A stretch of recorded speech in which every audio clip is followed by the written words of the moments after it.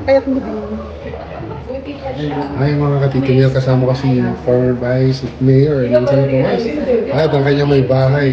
First time ba itong gumanap sa isang pelikula o meron ka ng experience?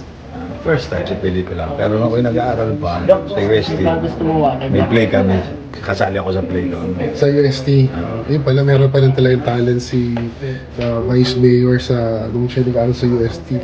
Ano ba magiging role mo dito? Ayaw mo na natin sabihin ang title ng pelikula. Ano ba? Doktor. Ang doktor. Excited ka ba? Siyempre, gusto ko maggamot na, dire-diretso. Maganda kasama mo yata si ating may bahay. Siyempre, ito yung ating talent manager. Talent manager.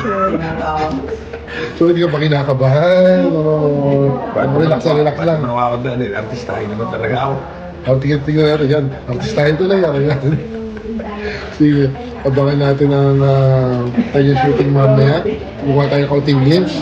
Dito si Tito Mio kasama si Vice Mayor at Vice Mayora sa YouTube channel na Tito Mio Love TV.